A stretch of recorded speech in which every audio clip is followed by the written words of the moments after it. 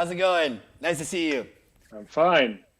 Is that a Good. Technics 1200 that I see Yes. there? Yes. Yeah. Oh, good. You DJ. Yeah. My ears Oh, are blown up. I Olaf, actually had a record label. we're gonna have to talk a lot more about about that as this gets started. That's really cool. Yeah. Yeah. Anyway, well, I didn't hear that come up in any of the podcasts that I was listening to that you were that you were featured in. But when did you start DJing? I think around 84, 85. Okay, so about 10 years before you got into PHP. And, About, and and cold yeah, fusion and cold fusion if I did my homework yeah, correctly in yeah, ASP. yeah, yeah, yeah. Yeah, Okay, so, even before that, having basically the regular, drive-in show, making music with trackers on Amiga and that kind of stuff. Really old school. And yeah, but like you said, a very good way to blow your ears out. yeah, And so be careful, kids. yeah, exactly. You heard it straight from the source. Predominantly electronic music, or what were you doing? Yeah, Okay, house music. Yeah. yeah, it was a good time to be doing that. Yeah. That's cool. Good. Well, anyway, we'll have to touch on that a little bit later. For everybody else who's joining the webinar, welcome to another edition of the DoK Kubernetes Community Meetup. My name is Bart Farrell, and as you can see, we've got some music here. We also have a little bit of hand percussion in case we don't want to be too electronic, if we want the analog. But today I have with me the CTO and co-founder of Vamp. His name is Olaf Molenveld. I hope I said that correctly. Yeah. Reasonably correctly. Yeah, that's fine. Anyways, everybody always knows these meetups are friendly chats. We always invite all the folks out there to get in our Slack, to check us out on Twitter. Check out our webpage, DoK.community. We have t-shirts, we have stickers, we have really cool people, we do really cool stuff. And today we're going to be getting into a very interesting topic that I think is kind of fearful for a lot of developers out there, and particularly with the slogan of Vamp being you can do a release on Friday and still be Even on a Friday afternoon, yeah. yeah, even on a Friday afternoon. And one of the things that we'd like to talk about a lot in our community as well are war stories. And I think with releases, it's a great way to get a lot of those. So anyway, we got a lot that we want to hear from Olaf. But Olaf, if you could just introduce yourself briefly, apart from being a DJ in the 80s, how did you start Vamp? How did you start interacting with Kubernetes, microservices in general? Tell us about yourself. Yeah. Thanks for the opportunity, first of all, Bart. My name's Olaf. I'm CTO co-founder, as you already said, of Vamp. Got my gray hair with all kinds of old school programming stuff. Basically, after I sold my former company that was building bespoke content management systems and building e-commerce platforms, I went to the biggest e-commerce and full-service internet agency in the Netherlands, which was called Mirabeau, and which is now part of Cognizant Group. And I wasn't really, I didn't really know what my role was, because if you run like a boutique, smaller company, you do everything basically. You run operations, infrastructure, programming, consultancy, all the stuff. So they said, yeah, you're like a technical consultant. I said, that's fine. So what I did there, it was basically consulting other companies. We were running like a top tier Transavia, which is a subsidiary of KLM, which is the national airliner in the Netherlands, ING Bank, which is a big financial bank, G-Star, which is a fashion brand. And I was kind of helping them to transition their e-commerce infrastructures into more modern cloud-based infrastructure. And around that time, I think Docker came along, the first 0.something beta version. And also we were, like I said, there was this transition from we cannot go to the cloud because of all these concerns. And it flipped around all of a sudden, like, okay, we need to go to the cloud unless there's like a really thing that stops us here. So it flipped around, and all of a sudden you got these new challenges, like, okay, we've got our old application, maybe it's now time to modernize. And we have this Docker thing. And at that time, basically the main challenges that we encountered with these transitions are still the main challenges, I think, that you see. I always call them the three pillars of e-commerce, kind of. which is like, how can I do zero downtime upgrading? How can I make sure my application scales when my traffic is like unpredictable or cyclic or not, it's not stable in that sense? And how can I start making sure that I can experiment with data-driven kind of way of working? And so basically, Vamp started with the idea of building an e-commerce platform, which is where the name Magnetic, which is also all over our kind of collateral, started with, because we wanted basically to build a modern day e-commerce platform based on containers and microservices. And I guess that's what the guys from Commerce Tools and Molten and all these headless e-commerce companies are doing these days. And we wanted to do it 6-7 years ago, which was a little bit too early because people were like, yeah, we're still on Oracle and IBM and Demandware. And Vamp was basically our internal engine to power that e-commerce platform, to do this zero downtime upgrading, to do the seamless upgrading, to do the experimentation. And it was built on top of Mesos and Marathon, which were the main schedulers around the time and cluster managers. And there was much more interest in Vamp than in the headless e-commerce idea. And so we pivoted, as that's the nice Silicon Valley name, towards this Vamp engine, because that's basically what people were saying, like, this is interesting.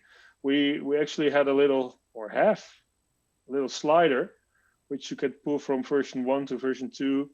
And this is like the bridge to DJing. It's the same thing. You have one record and the other record, and then you have a controlled transition.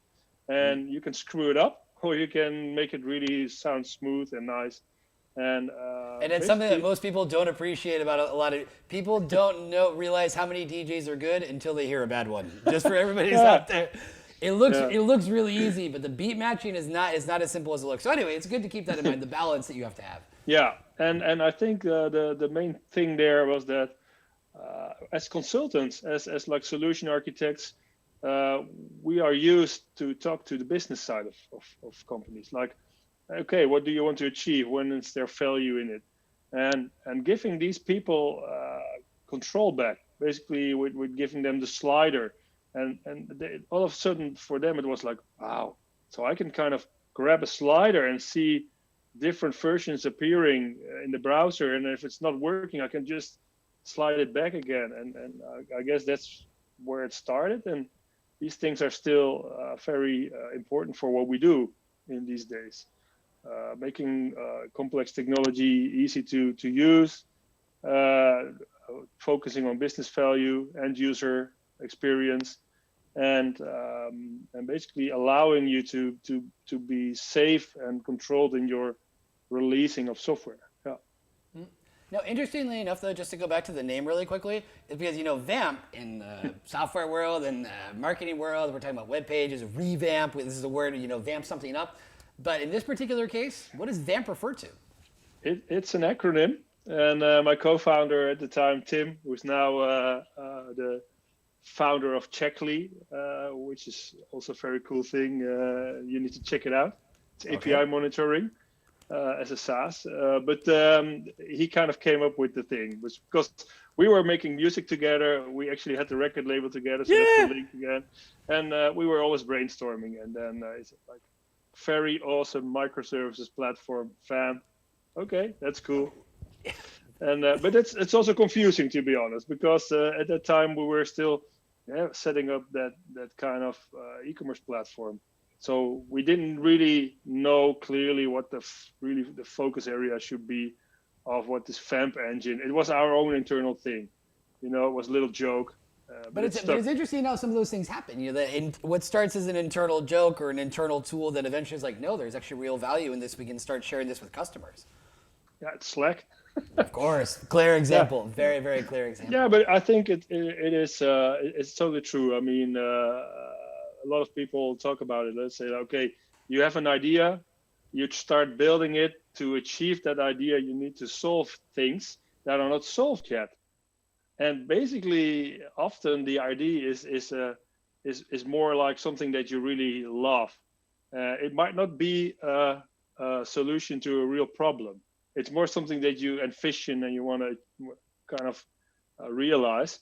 But the things that you need to solve to achieve that idea are real problems because you encounter them. Chances are that much more people encounter these problems.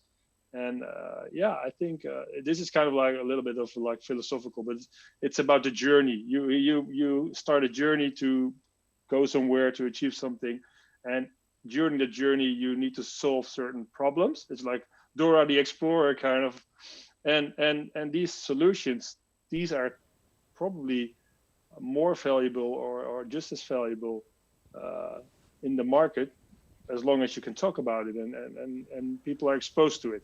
And I think that's a really important thing is that as long as you can talk about it, and this is something because of spying on you and listening to some of your other podcasts, is that I think for me, it's really nice to be able to talk to somebody who really has that understanding of both the business and the tech side and that both people have to be involved. Sometimes the tech can get overwhelming for the business, but at the same time, they do need to be informed how you do that.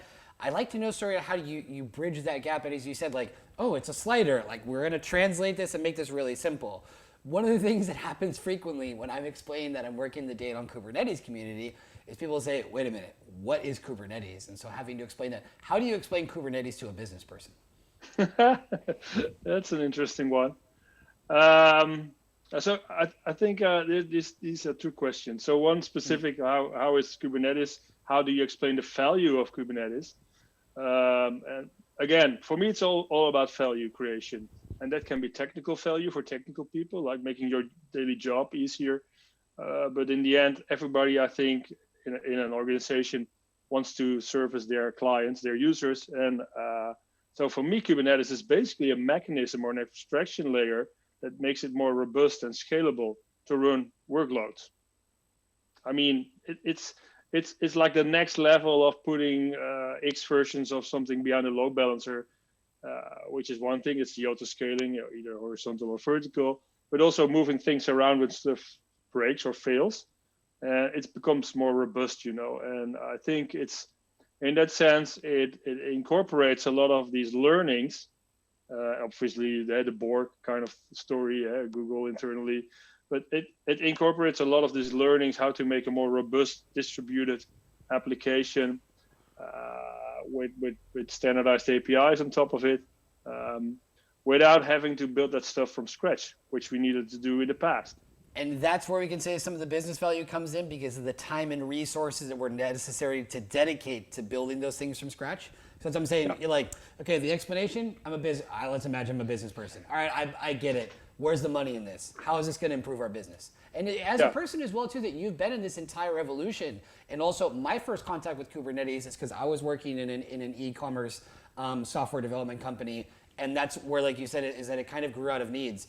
The company made a very rushed jump to the cloud in 3 months, moving everything to Azure. And then from there, once I started working with Azure, Docker, Mesos, and then eventually Kubernetes. But that's why it seemed that there was a clear business case as the business was scaling. In your experience, how do those conversations happen where it's like, no, we're going to do this not just because it's a sexy technology, but because it's actually going to provide real business value? Yeah, that's a good one because it needs to solve a problem. So the conversation that you typically have with your business counterpart or with an organization that you try to help is asking the questions behind the questions. Like, okay, if somebody asks, like, can you implement Kubernetes for me? Or we need to go to microservices. Basically, you need to do the 5 times why kind of sequence. Like, why do you need microservices? Yeah, because I've heard that they're more scalable. I don't know, is an answer. Okay, why do you need more scalability then? Yeah, because our application doesn't really scale. Oh, what does that mean? Doesn't scale? And then you at some point you get to the point where hopefully you get some more understanding about the real problem, and then just as well as Kubernetes might be an answer to the problem, it could also be the case that Kubernetes is not the answer at that point in time, because it's not a silver bullet. Obviously, you need to have the problem that Kubernetes solves, I think, which is making distributed applications more robust and scalable. Actually, we have encountered situations where in the end it turned out that the networking was kind of crap and by upgrading the switches in the racks, basically the entire scalability problem went away. So but that's the thing. If you kind of that's a risk if you start to use technology as a silver bullet, because it's like if you have a bug, if you cannot reproduce the bug, you cannot solve the issue. So with Kubernetes, I think there's a totally a segment of problems that Kubernetes nicely solves. Yep. But also its counterparts. I mean, there's Nomad from HashiCorp with Consul added to it. There's still Docker somewhere around. There's other things, but it's about making things more robust. The trade-off, of course, is added complexity, which is often the elephant in the room. Yeah, that there is that learning curve, and to really have full adoption. And once again, like I said, is that if it's not put in the right language and there needs to be a business case, it's going to be like, how is this possibly better or less complicated than what we currently have? And I think those conversations become difficult. Now, let's take this into the case, though, more directly with Vamp. So when you have to describe Vamp to someone who doesn't understand this kind of stuff, what's the 140 character tweaked version of what Vamp does? Oh man, this has changed so much, because that's a thing that basically changes every week in my mind. Lately we came up to some kind of thing where we say, okay, if you drive a car, you hopefully put on safety belts. If you buy a house, you hopefully buy some insurance to make sure that if fire breaks out, whatever. If you release software, are you insured? Do you basically have a safety net in place? Typically not. So that's what Vamp gives you. Basically, the last mile, the releasing of software into your audience, to your end users, it's typically a very risky, feels stressful. It's like driving with your eyes closed and with 200 miles an hour and no safety belts on. So then there's kind of two ways. You accept the situation and you kind of like, this is how my life is, and hopefully I don't crash. Or you kind of start figuring out a way to improve that situation. And Vamp is basically a way to make that smarter and faster and less risky. Because as many people can see, and I imagine I'd like to know a little bit more about your firsthand knowledge, having worked in so many e-commerce companies, because like I said, in my case as well too, there's always the nervous person, sometimes on a Friday afternoon, who's gonna click and that part's exciting, like, yeah, we've launched, we've released. And then all the operations team, they have their second phone waiting for it to ring with alerts from Zabbix or Ops Genie or things like that at 3 o'clock in the morning, and having to spend a lot of time and pain and suffering dealing with that stuff. So do you have any war stories of releases that you happen to be involved in that were particularly complex? Yeah. We were Any that you'd like to share? Yeah. Let's not name names, but no, of course not. Of course not. Protect the innocent. Yeah. No, but I think it's important to stress that nobody comes into their work in the morning to basically on purpose screw over clients or their colleagues. Ruin your day. Yeah. No, it's not something. It's not that somebody doesn't want to improve this, but the realities are that often it's super complex and there's a lot of moving parts and a lot of different silos involved. Oh yeah, we've been working with a retail an e-commerce client that had these like every year, like twice a year, they had this kind of like what's the name in American? You have the Black Monday or the Fridays, or Oh yeah, these Black special Friday, events. Cyber Monday, Singles Days. Yeah. And you also have these like on a regional scale. So in the Netherlands, you have these kind of actions that are really become famous. So people are basically waiting until it happens, and then they start buying a lot of stuff there. And every year, again, we would like stress test and load test and scale up infrastructure, and then we would like weeks or even months in advance, because that's the moment it would happen, it should happen. And then and still it would crash, it would burn, it would go down, and you would see like grown people almost cry and shout and become really upset, because I mean their heads were on the line. And I think everybody encountered these things, and where everybody needed to be on call, and it was super stressful. And I think one of the main things there is that there are also conflicting KPIs or conflicting requirements. If you're a developer, you need to be pushing out those features because they are important to kind of the moment or the event. But if you're infrastructure operations, you basically are charged with having the stuff up and running, and you push back. Basically, every change is a risk. So you kind of push back. And then there's the business that says like, yeah, I mean, I need to hit my targets and we need to get the stuff out, and marketing is basically already bought all the commercials on the television, so it will go out anyway. But I want to make sure that it's tested, and you need to guarantee me it's not failing, and and everybody's kind of hitting each other on the head and crashing against each other.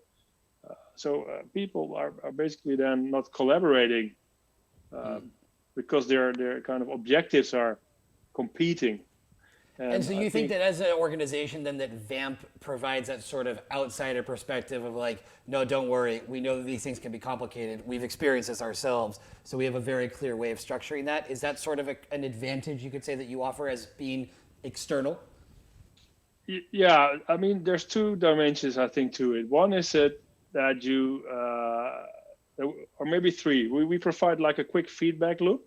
So everybody kind of knows from a unified standpoint, okay, what's going on, what kind of version of what is running, because it sounds obvious, but typically there's a ton of information in most organizations, but it's all often siloed, or it's not readily available. So people need to ask, like, okay, what versions of what are actually running in this environment for this client, because he or she is like bugging me.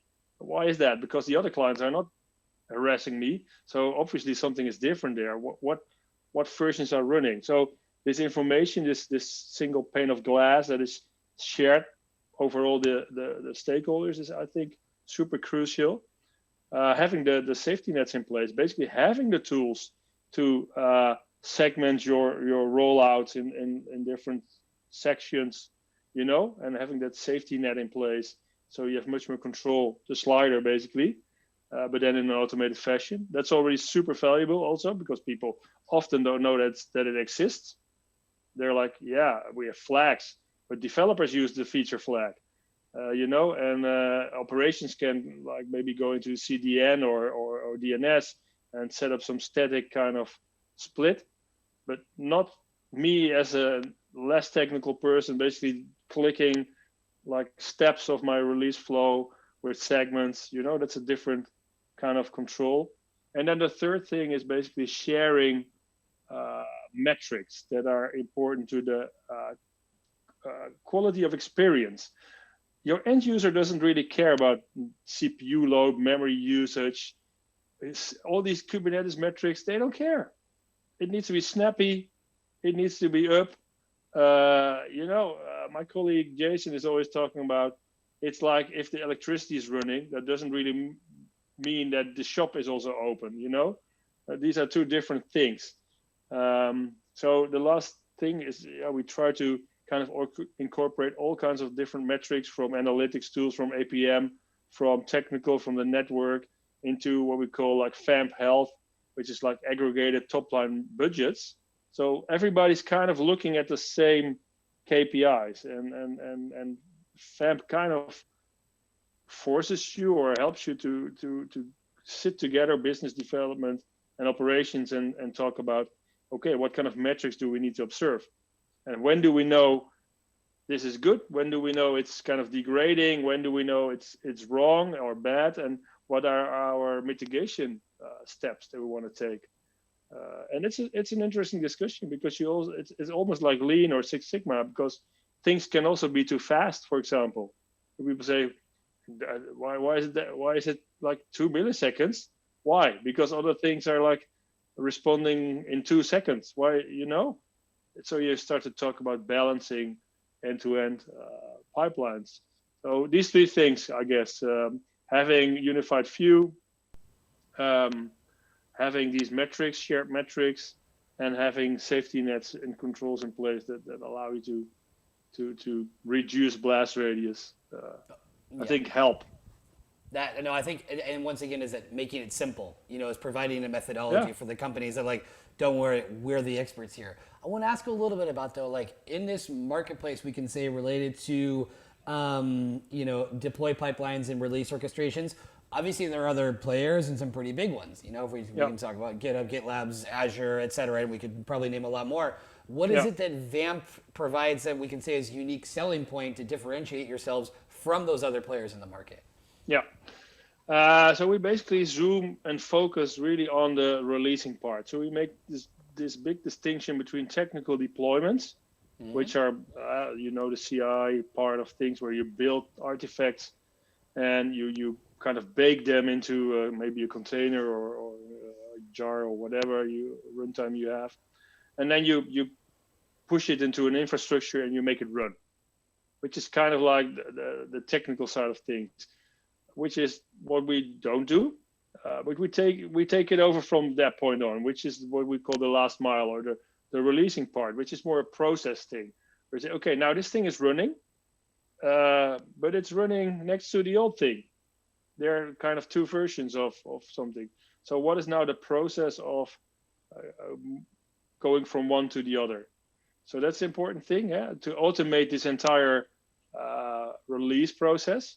And some people kind of argue. I mean, we are close with the Istio team, and it's a small world, so Linkerd, Envoy, everybody knows each other, and you could argue like, okay, service meshes and ingress APIs give you already an abstraction layer to do kind of splits or percentage-based routing, but driving this in automated, scalable way, I think adds a lot of value. And then the other thing is, how do you know when you need to go from step 1 to 2, or can go from step 1 to 2? And how do you know you need to stop or roll back?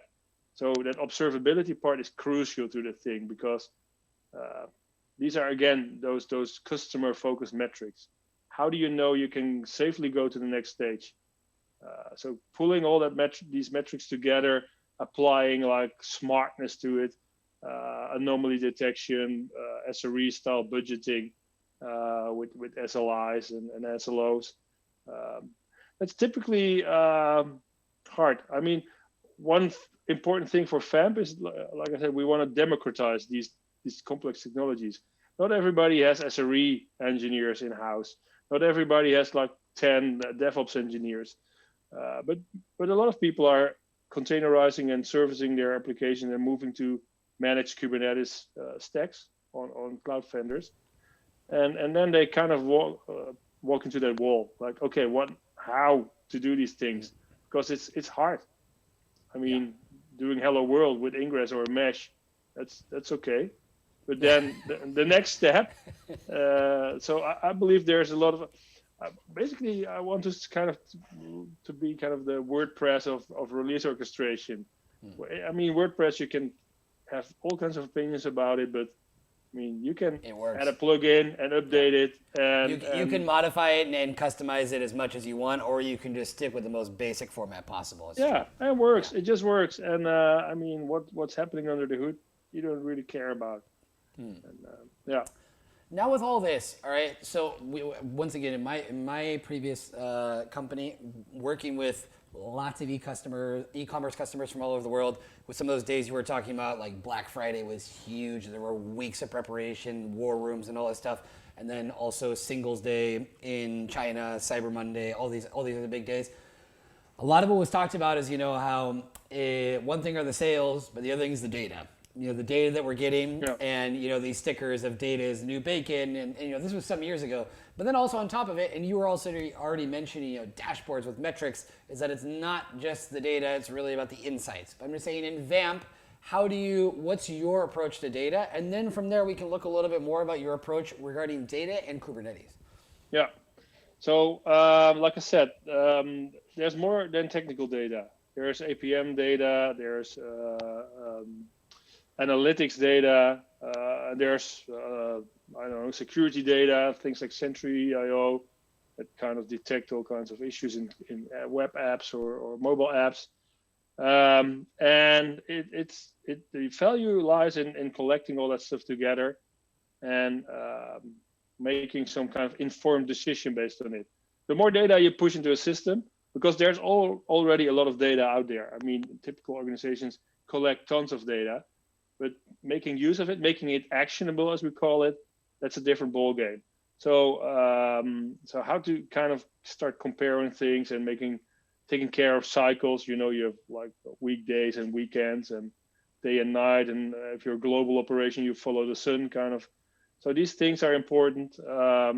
Also working with budgets. I mean, a lot of what you see is that if you have like metrics or monitors in place with a lot of things that you observe, at some point you get a lot of noise and like false positives and alerts. And then at some point you get this cry wolf kind of moment where people are kind of like, oh, this is that alert, I click it away. It happens all the time.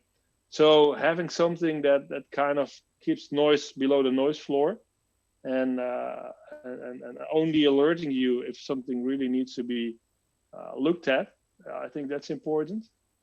And then also talking about what does it mean. Let's say you have people focus a lot on how many releases you can do. That's kind of a DevOps thing. Let's say I've got a team that pushes out like 20 releases each day, but all of them fail and need to be rolled back and fixed forward. You know, you get a lot of releases, but the quality is probably subpar. And maybe you have another team that pushes out a release every 2 days, but it's always spot on. It just rolls like butter through the entire release process. So having that information also, I think, is crucial because you can kind of go like a leaderboard and say, okay, how can we improve? Because it's not a blame kind of thing. It's more like, what's happening, guys? Because maybe you try to move too fast. You know, or maybe you need to add more tests to what you're doing. Maybe your test environment or development is different than in your production environment, so you cannot kind of test correctly. You know, it gives you information to zoom in on and see where you can improve. So it's kind of how we approach these things. Make it actionable, give it more, get some insights out of it, both from a technical and from a business perspective. Mm-hmm. And with that in mind, I mean, regarding if we have to imagine the perfect way for data to be managed in a pipeline, how do you envision that? What are best practices that people should keep in mind? Yeah, that's tricky, because I mean every case is a little bit different. But I think the thinking that SRE does with SLOs and SLIs makes sense, because an SLA is typically hard to kind of enforce in an automated way. So trying to zoom in on what is actionable metrics that we can work with. Also, I think kind of let go of this. It needs to be as fast as possible, because I just had a chat today. Somebody was talking about how many milliseconds or needs the system to. I was like, but if your current situation is manual, reactive, that means you roll out something and then it's kind of you click around it for maybe 20 minutes, all looks good, and then you go home, or and then at some point a customer comes in and does something you didn't expect or test for. Stuff breaks, they file a ticket, or maybe your alerting system goes off, and then somebody needs to go in and analyze, how much. These are hours, maybe even days. So if the system responds in 15 minutes or 30 minutes by observing, then that's you earn already like a ton of time. I think what we also do is we correlate and we aggregate a lot. So one of the things with Vamp Health, for example, is that you can have maybe 10 underlying metrics. These can all be still in the green or orange zone, like they're still good enough. But the combination of those, like the meta aggregation, Vamp Health can cross a threshold.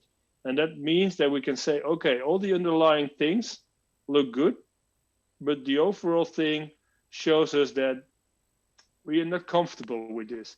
It looks flaky. It just looks brittle. And even though customers don't experience any issues and things are still up and running, we will now stop the release at this step. So I think that's super fair. It's like an early warning system that tells you, because I think most of us experience this. If you analyze it later on, either something fails immediately or something starts degrading really slowly. And later on, you can see it like, oh, I see a few restarts here and there or some tiny things, and they're all under the noise floor. But still, you see these things happening and increasing. So having that early warning system in there, and by rolling up different kinds of metrics and pushing them into a higher level KPI, could really help you to kind of get an indication on things are. It's not binary. I guess that's what I'm trying to say. Yeah. These things are typically set up as binary events. Either something is up or it's down. But the reality is, yeah, it's typically not binary. When you hit that point where everything crashes down, you're basically too late. Yeah, but I think that's a good point, and I think also something from listening to your other interviews is that a really practical way, and I don't know if that maybe it's because you're Dutch or it's something magic, but just very practically looking at. When we talk about KPIs, outcome-based or performance-based, and so, what is it? What is the outcome that's going to be desirable? How many incidences is enough, and how many are too many? How are we going to be looking at this? And in order to avoid, certain outcomes rather than others, what kind of testing practices do we need to have in place to make sure that, like you said, going in and clicking 20 times when you're already tired, is it really enough? And then with that in mind, what kind of planning needs to happen for those things to work? Now, with this in mind, we talked earlier about the growth of, I think a lot of, particularly seen in your case, is that, we have seen, and also from your other interviews, other business cases that are good for Kubernetes and data on Kubernetes on top of that. And we have seen this with other folks in our community, are telecommunications companies, but then also a lot of strong presence from e-commerce. We had Alexander Kukushkin, who works for Zalando. He was with us in October. And because a lot of these times, with telecommunications as well, just the numbers that you reach of site visits and purchases and deliveries, and with the case of e-commerce, and then with telecommunications, obviously the massive amount of phone calls, voice data, and messages that are being sent. Are there other industries where you think that there will be a stronger need for Kubernetes and data on Kubernetes in the near future?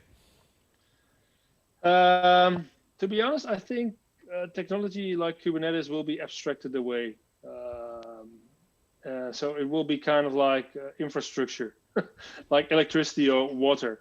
Like I said, it makes total sense if you want something to be robust and scalable. And I think things like Fargate and Knative already pointed that there's the direction.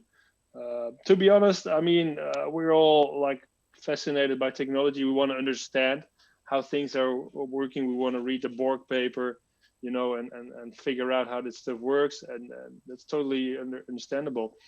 But at some point, it becomes common sense. And then something else becomes more sexy and interesting. And then, I don't care how my electricity is basically provided or my water. So I think at some point we will reach it where people say, okay, I've got this container. I just want to run it and give me an endpoint and like an IP address or, and that's it. So I think organizations that are currently still set up as like monolithical applications without any load balancing or, they will, you see that developers start adopting containers and Kubernetes maybe internally for their development and testing practices. At some point, they want to hit production. And then it makes a ton of sense to say, okay, we're going to do the same thing in production, because that means that if one thing fails, the other thing will still be running. And it's not so different from putting a load balancer in front of like and fail over but the reality is that a lot of organizations don't even have that for some of their components or maybe all of their components. So I think every organization that runs an online platform that needs to be updated and is iterated on will move to things like Kubernetes because it makes sense to have something scaled to zero when there's no traffic landing on it, and you can do these things like A/B and canarying. But it won't be specifically, I think, Kubernetes. It will be like, I need a mechanism that does these things for me. And Yeah, I see what you mean in multiple senses. That it happens to be this particular name under these particular circumstances. That's one thing. But the reality is, like, once again, solving problems. Like and I always like, the technology can be wonderful, it can be majestic, but if it's not solving real world problems, then it's not going to get there.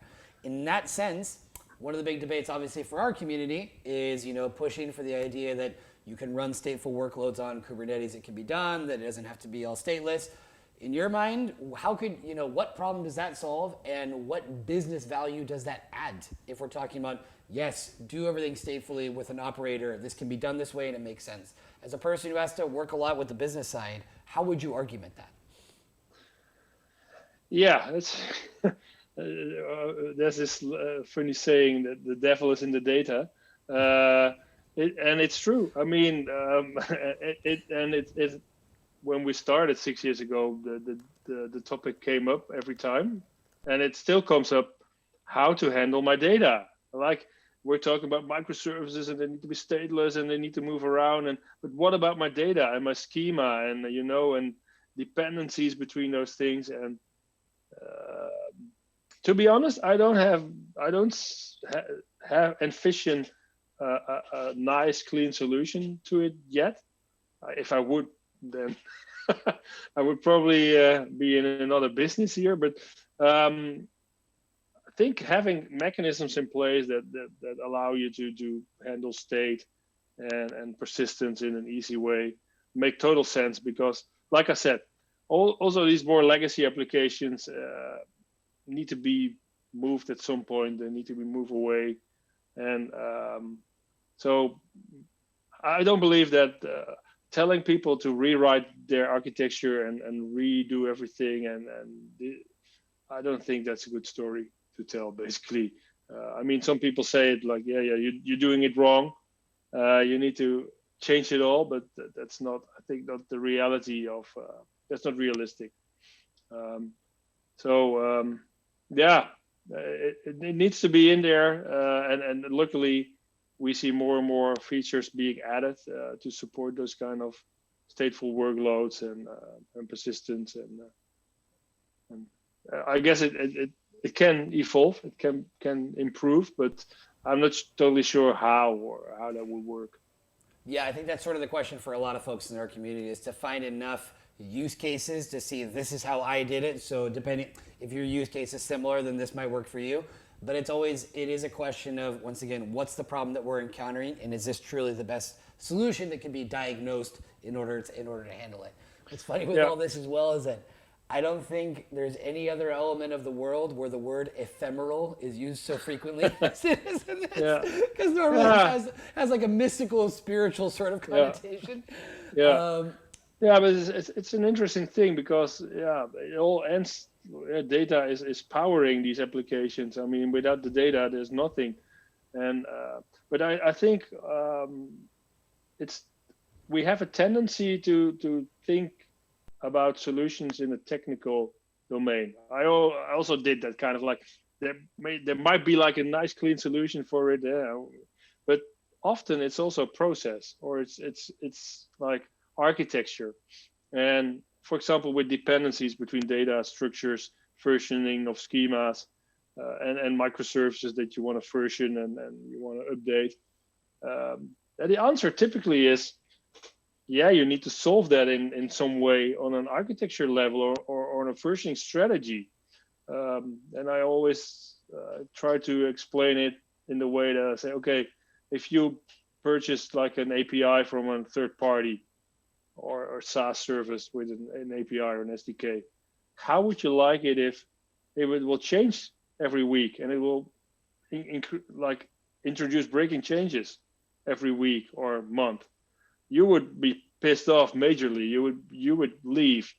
But for whatever reason, if you develop software that requires a data backend, you kind of accept it. You will kind of go in lockstep. You change your code, you change your schema, and I understand why it's happening, because if you build a monolith and you're one team or you're like working together, it makes sense because you're all like communicating. Say, okay, I need to add a column, or I need to drop this thing, or I need to change that, because otherwise my feature will be hard to implement. And basically you do it.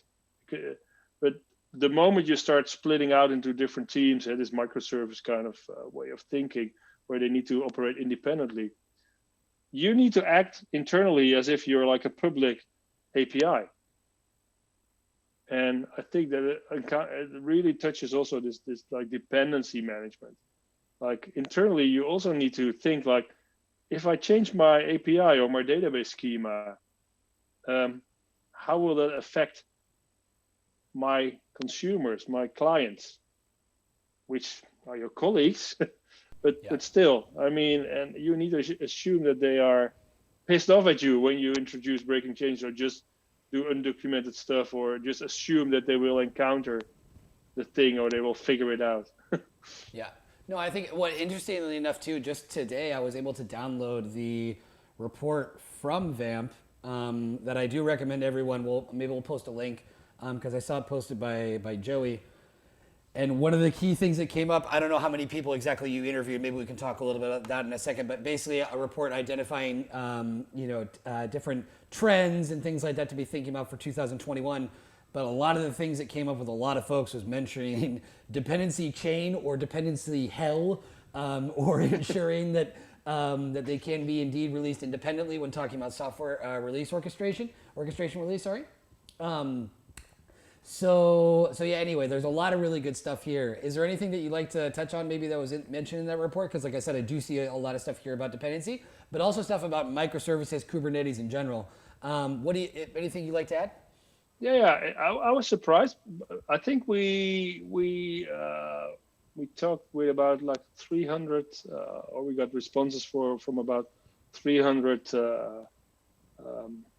people or companies on a global scale. Obviously, we talk to a lot of companies every week. So our like questioning is also guided kind of like what we get back from the market.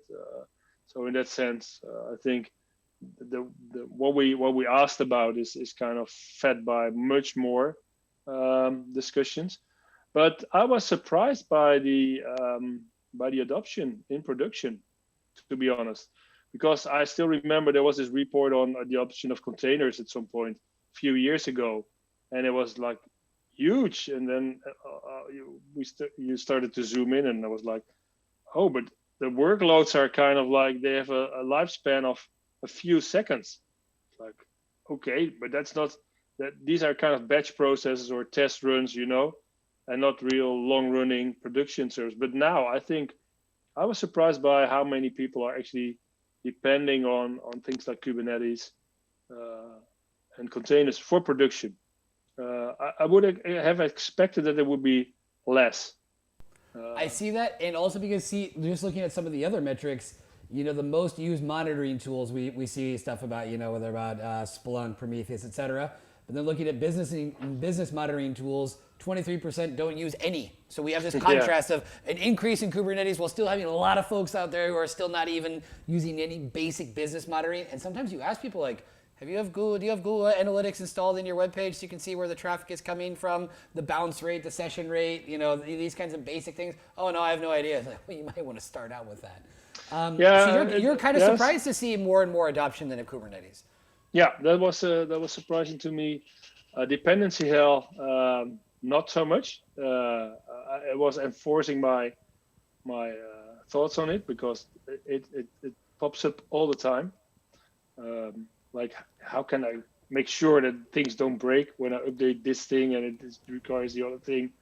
And even though I trust my developers, even though we have all the testing in place,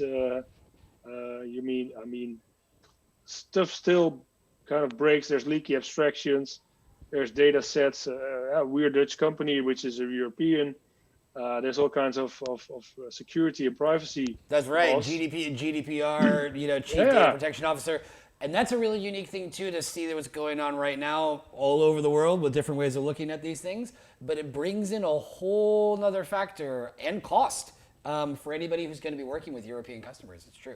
Yeah, we have a nice white paper on our website on shifting right, because I think historically we try to get parity, feature parity and configuration parity on our staging and acceptance environments, with production. But with these security concerns, you cannot move your data sets from production into testing, for example, or you need to sanitize them and scrub them, which is super expensive. But also it takes a lot of time, it takes a lot of money to have those kind of like parity environments. And in our mind, it makes a ton of sense to move faster to your production environment and make sure that you have these safety nets in place so you can safely kind of test. I know it's kind of testing production sounds super scary to any business person. Don't do it. In production testing, no, that's not. But then we kind of say, okay, well, it's about validation, or it's but that's an interesting. There's actually people that say, no, we don't test in production, and I'm like, who are you kidding? That means that you don't release your software in production. That's kind of the consequence. And they're like, no, what do you mean? I said, the moment you put your software in production, you test. Even though you don't want to test, or you don't actively you are test, your default. Your users are testing it for they're you. Testing it. And it's a very interesting report, and Joey did a great job there. And I think, I think because of the, like you say, there's the business side of things, and then there's the DevOps world. And when we talk to organizations, it's often not on purpose. Again, it's never on purpose. But if you talk to the engineers and the DevOps side of things, like, yeah, we're doing a great job. We have everything under control. We have the latest versions of Kubernetes running. We have automated pipelines. We have all kinds of monitoring. We're doing a great job.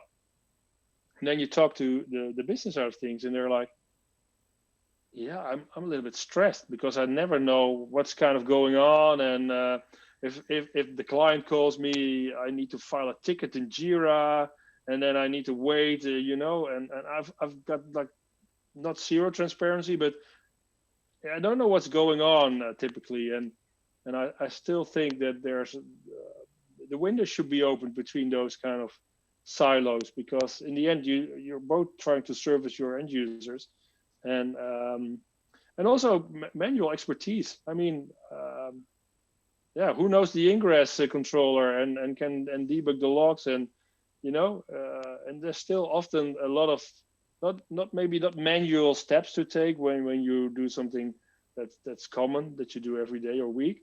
But if something starts to become flaky or dodgy, there's often this single person that knows everything about it and has set it up.